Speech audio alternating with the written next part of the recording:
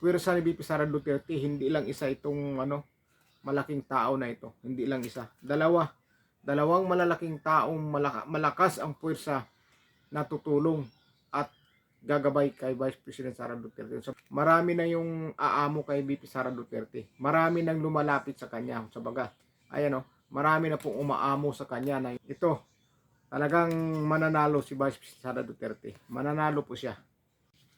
Basahan po natin ng tarot card si VP Sara Duterte kung talagang mananalo siya pagdating sa 2028 presidential election. Paalala lang po, ito ay tarot card lamang na ating babasahin. Titingnan natin kung ano ang ilalabas ng tarot card, kung mananalo ba talaga si Vice President Sara Duterte. Mananalo ba siya kapag pagdating ng 2028 election. Tingnan natin. Kayo magagalit kung ano man ang nakikita natin dito sa tarot card. Ano pong makikita po natin. Wag sana kayong magagalit. Ito ay tarot card lang at nasa inyo na po kung maniniwala kayo dito o hindi sa aking babasahin. Umpisahan na po natin. Ayan. May isang hari na nakaupo sa trono. Nakaupo siya. Yan confidence siya. Talagang siya. Iniisip na hindi siya matitinag. Sa baga, hindi siya magigiba. Yan ang iniisip ng isang hari na nakaupo sa trono. Hindi po natin alam kung sino ito. Basta may isang hari na iniisip niya hindi siya matitinag. Hindi daw talaga siya matitinag. Confident siya sa kanyang sarili na hindi siya magigiba. Ayan. Yung mga pagbabagsak kay VP Sara Duterte at gusto nilang mapakulong o maparusahan si Vice President Sara Duterte ay hindi po mangyayari.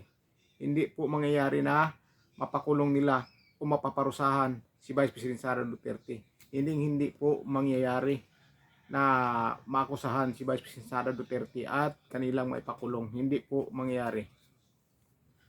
Hindi po sila magtatagumpay kung gusto nilang ipakulong si Vice President Sara Duterte. Hindi po.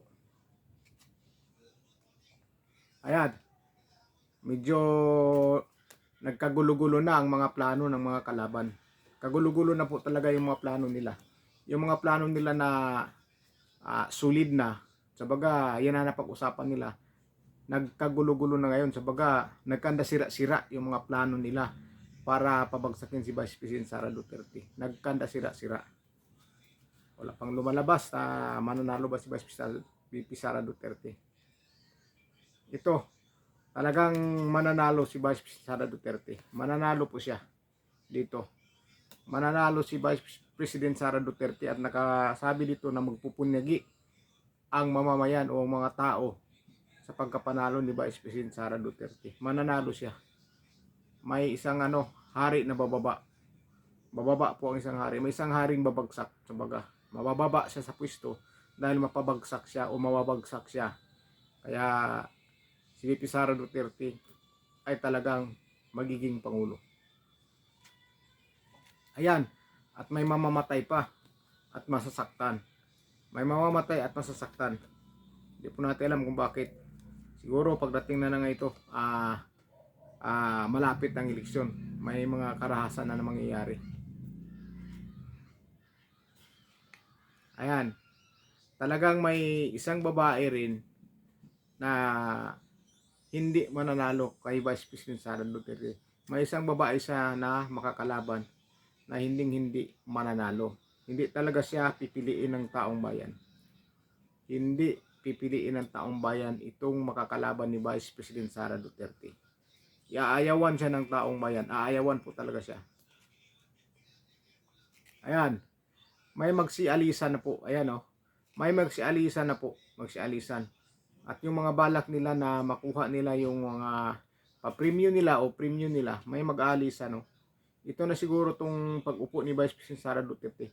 Kapag nakaupo siya, marami po talaga. Maraming mababawing pera si Vice President Sara Duterte. O mga ari-arian. May mababawi siya. Marami siyang mababawing ari-arian. At may lalayas dito. May lalayas. Kapag naging pangulo na po si Vice President Sara Duterte. Ayan. Bagsak po talaga ang mga kalaban ni VP Sara Duterte. Hindi sila gagabayan ng kanilang mga anghel. Iiwanan sila ng kanilang mga anghel, yung mga makakalaban ni Vice President Sara Duterte. Hindi sila gagabayan. Solido po, solido po ang suporta kay Vice President Sara Duterte. Ayan, napakasulid po ang tibay po ng suporta kay Vice President Sara Duterte. Kaya siguro mananalo po talaga siya, mananalo siya. Dahil grabe pala yung suporta, oh. Matinding suporta. Ito po ay ano lang, hindi pa binubunyag kung sino tong tao na to na napakataas na katungkulan. Ayan, magpupunyagi, manalo. Ito na yung ano, matapang na kapangyarihan, matapang. Kailangan ano, tapangan ni Vice President Sara Duterte yung pamumuno. Ayan, oh, tapangan niya ang kanyang pamumuno. Sabaga, ibalik yung tapang sa gobyerno. Ibalik. O mababalik po talaga. Marami na yung aamo kay VP Sara Duterte. Marami nang lumalapit sa kanya. Sabaga, ayan, oh, marami na pong umaamo sa kanya na yung dati na kumakalaban sa kanya o kumakampi sa kalaban, malapit na o marami na ang lalapit sa kanya pag siya po ay nagiging pangulo na. Magsilapitan na po sa kanya. Siguro may hihingi ng suri, siguro may babaliktad sa baga. Yan po. Ayan, maraming taong maguguluhan ang isip, maguguluhan kung saan sila pupunta kapag naupo na po si Vice President Sara Duterte. Gulong-gulo yung isip nila. May mai-stress po dyan sa kakaisip kung ano ang dapat nilang gawin, kung saan sila magtatago pag naupo na po si Vice Presidente Sara Duterte. Dahil habulin sila ng presidente kapag nakaupo na ang Vice President si Sara Duterte. Yan, napakasulit po yung gabay ng langit kay VP Sara Duterte. May anghel po talagang laging nakagabay sa kanya. Ginagabayan po ang Vice Presidente ng anghel. Puting anghel ito na gumagabay sa kanya. Kaya itatahak po talaga niya ang bansa sa mabuti. Dahil yung puting anghel ang gagabay kay Vice President Sara Duterte. Ano, grabing puwersa, oh. Puwersa ni VP Sara Duterte, hindi lang isa itong malaking tao na ito. Hindi lang isa. Dalawang malalaking taong malakas ang puwersa na tutulong at gagabay kay Vice President Sara Duterte. Sabaga, mananalo siya dahil itong mga tao na to na mga malalaki ang posisyon o mga kilalang tao ay talagang susuporta kay Vice President Sara Duterte. Susuporta po talaga.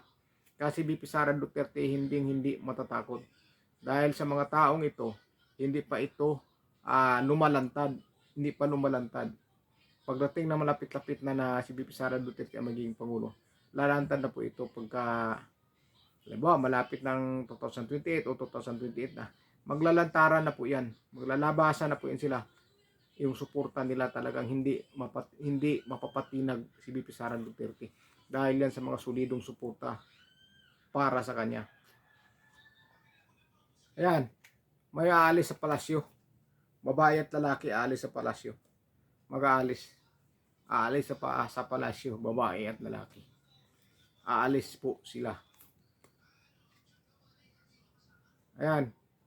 Yung akala nila na papabagsak nila si Vice President Sara Duterte, hindi po nila papabagsak. May isang babae po talaga na gustong-gusto mapabagsak si Vice President Sara Duterte. At mayroon siyang mga kampon. Sa baga, mga kasamaan siguro, mga inuutusan. May isang babae na gusto talaga siyang pabagsakin din. Gusto siyang mapabagsakin ng isang babae. Pero yan, ang mga yan ay hindi magtatagumpay. Ayan, oh. Ngayon pa lang, grabe na po, ang lalim na po ng iniisip ng mga kalaban. Ang lalim na po ng iniisip ng kalaban. Ayan. Tulala na po sila. Hindi na po nila alam kung ano po ang gagawin nila mga plano tungkol sa pag-announce ni VP Sara Duterte sa kanyang pagtakbo pagkasusunod na pangulo. Ayan.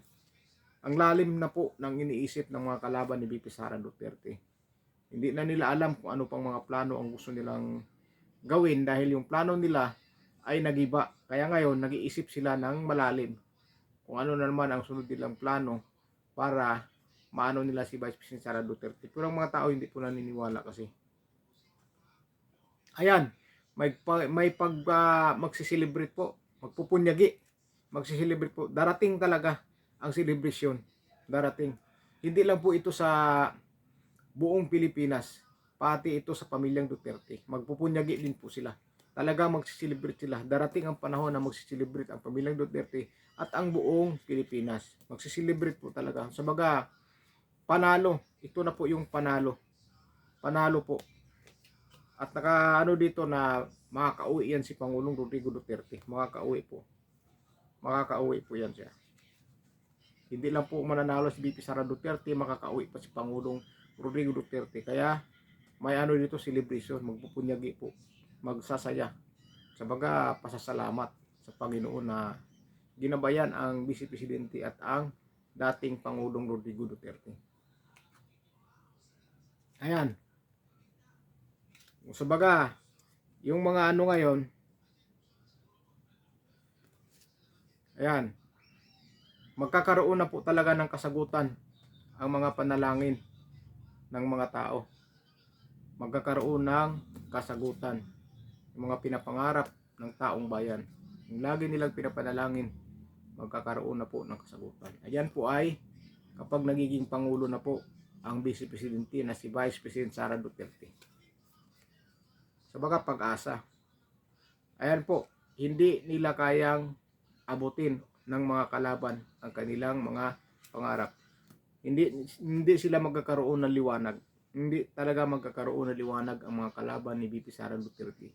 Yung mga balak nila na madilim o maitim na balak nila laban kay VP Sara Duterte ay hindi po nila magagawa yan. Sabaga mabibigo po sila. Kaya hindi sila magkaroon ng liwanag hanggang sa kadiliman na lang po sila. Ayan. Ito na yung pagkapanalo ni VP Sara Duterte. Ayan.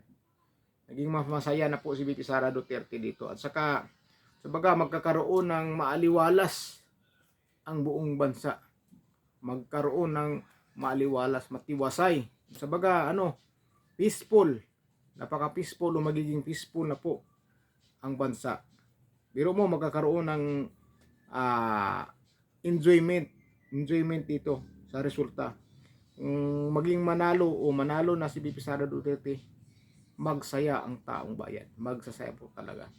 Maging masaya ang taong bayan. Yan po ang card na binabasa natin kay VP Sara Duterte. Una, mananalo po siya. At may susuporta sa kanya ng mga malalaking tao na hindi pa po lumalantad niya. May mga malalaking tao na suporta sa kanya. Mayroon po talagang malaking tao. At saka si Pangulong Rodrigo Duterte, kahit nagigipit ngayon, may pag-asa pang makakauwi. May pag-asa pong makakauwi si Pangulong Rodrigo Duterte. Kahit nagigipit ngayon, kahit nangihina siya, may pag-asa pa. Dahil po yan sa anghel na gumagabay kay Vice President Sara Duterte. Yung mga kalaban po, wala po, iniiwanan na po ng kanilang mga anghel. Dahil sa kanilang maling mga ginagawa, dahil lamang sa politika. At kapag ka naupo po si VP Sara Duterte, sigurado po, ayon dito sa card, nakikita rin natin na malilinis, ulilinis po ang bansa natin sa mga katiwalian. Kaya magpunyagi ang taong bayan. Magpupunyagi po talaga. Sabaga, mag-i-enjoy, maging masaya ang taong bayan kapag si VP Sara Duterte mga po. Dahil lilipunin niya lahat, kung ano man ang mga basura na nasa pamahalaan.